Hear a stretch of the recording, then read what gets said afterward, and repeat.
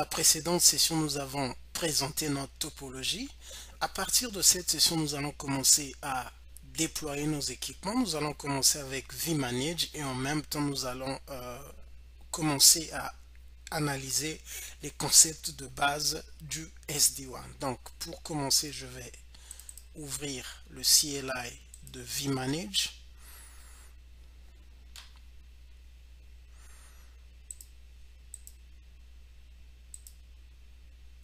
Donc, je suis à ce niveau.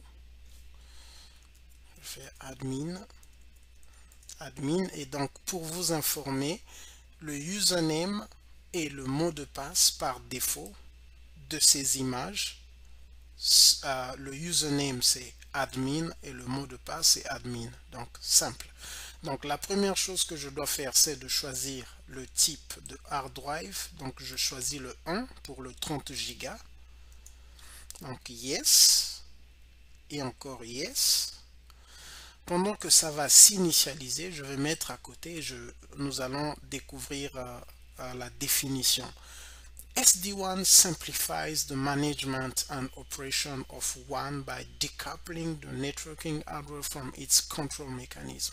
Ce que ça veut dire, c'est simple. Ce que SD-WAN fait, c'est qu'il sépare le contrôle plane des équipements physiques.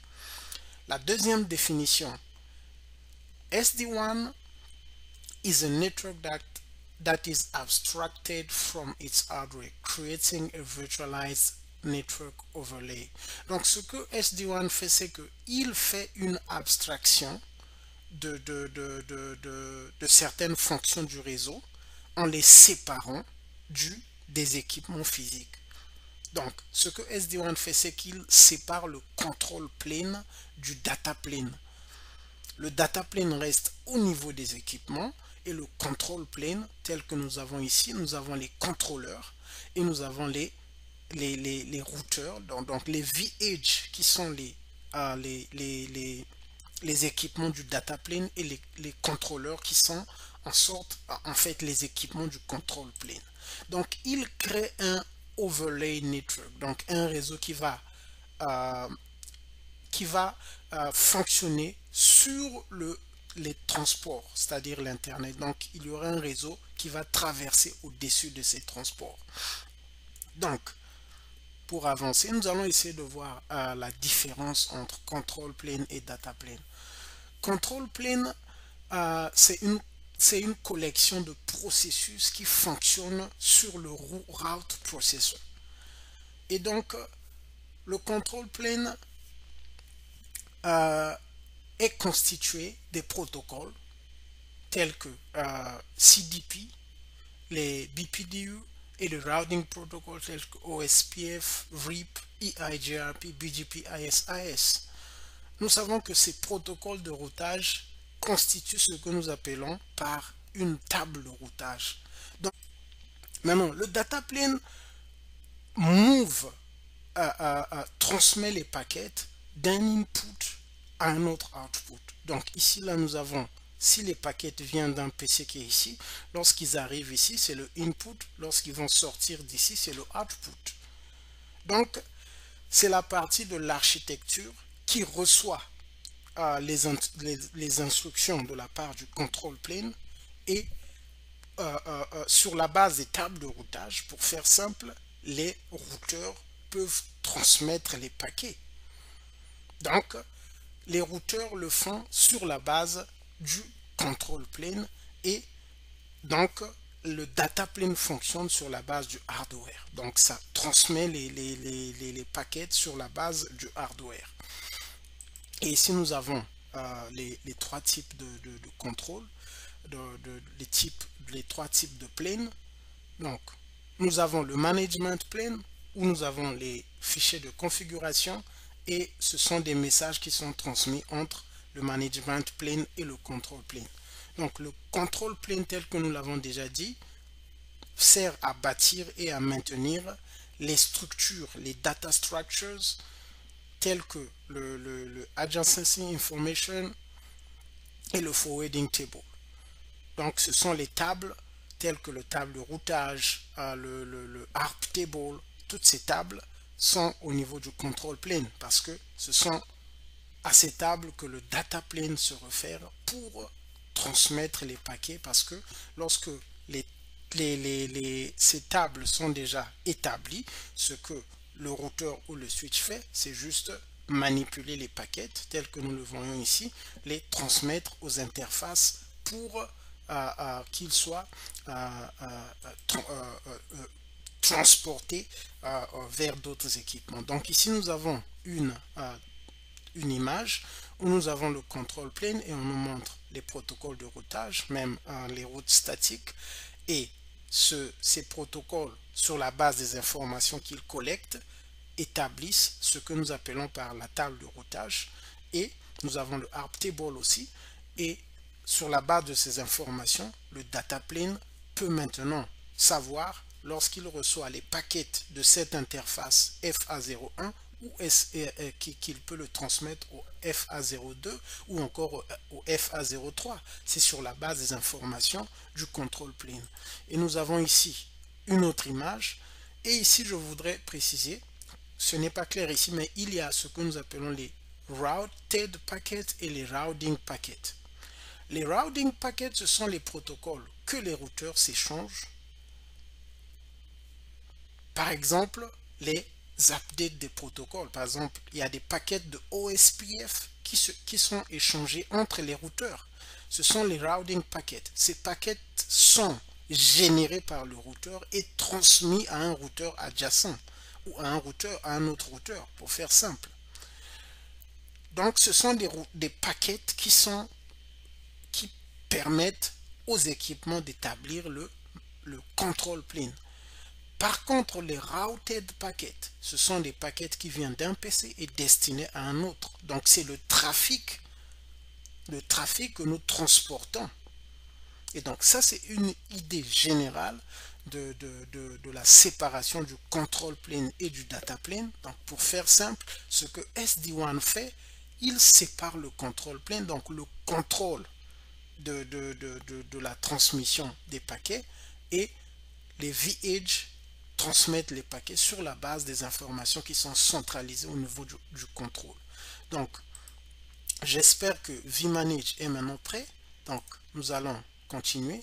Admin, admin. La première chose que nous allons faire, nous allons exécuter cette configuration. Config nous permettra de rentrer en mode de configuration. VPN 0. Dans ces équipements, il y a les concepts de VPN. Nous allons expliquer au fur et à mesure. Mais c'est en quelque sorte comme un VRF. Ça sépare les tables de routage selon les VPN dans lesquels nous mettons les interfaces. Donc, nous allons enlever le ETH0 du VPN 0 et nous allons configurer ETH01 afin qu'il puisse recevoir son adresse IP de DHCP. Donc, nous avons vManage ici. ETH1 fait face à l'Internet. Donc, c'est connecté à mon réseau, à mon Internet. Excusez, je ne pourrais pas le montrer ici. Je vais vérifier. Ok, donc, cette interface se connecte à l'Internet de mon réseau. Donc, pour illustrer cela, nous allons essayer de ping Google. Donc, 8.8.8.8. Nous voyons que cela n'est pas possible. Nous allons appliquer cette configuration. Commit.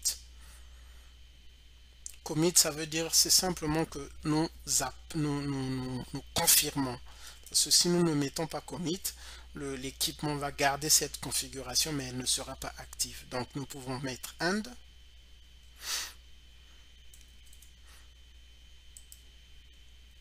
Show interface. Nous voyons maintenant que ETH1 a reçu son adresse IP de DHCP. Je n'avais pas montré avant, mais je peux rollback. C'est simple. Si je fais si je prends ici config VPN 0, interface ETH1, shutdown, commit, je reviens, show interface, nous voyons que ETH1 n'a plus son adresse IP. Donc, c'est l'état dans lequel il était avant que nous puissions appliquer cette configuration et nous le voyons que c'est le même état ici là. Donc, en appliquant cette configuration, nous avons activé DHCP et l'interface a reçu son adresse. Donc, show interface encore.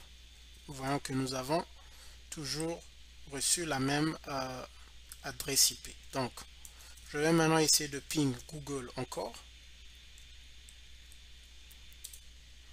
Vous voyez que nous avons maintenant une réponse. Je vais encore essayer de ping RFI, ping RFI.com. Vous voyez que nous avons aussi une réponse du serveur de RFI. Donc, nous avons la connectivité à l'Internet. Ce que nous allons maintenant faire, c'est que nous allons ouvrir le GUI de vManage.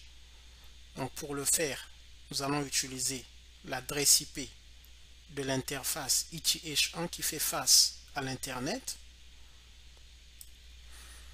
Donc, je prends cette adresse IP. Ce qu'il faut faire, c'est HTTP S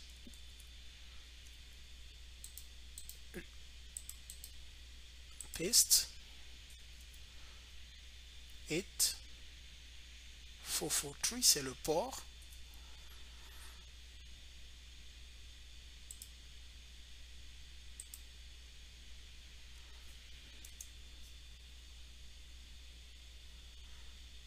Ok, je prends ça,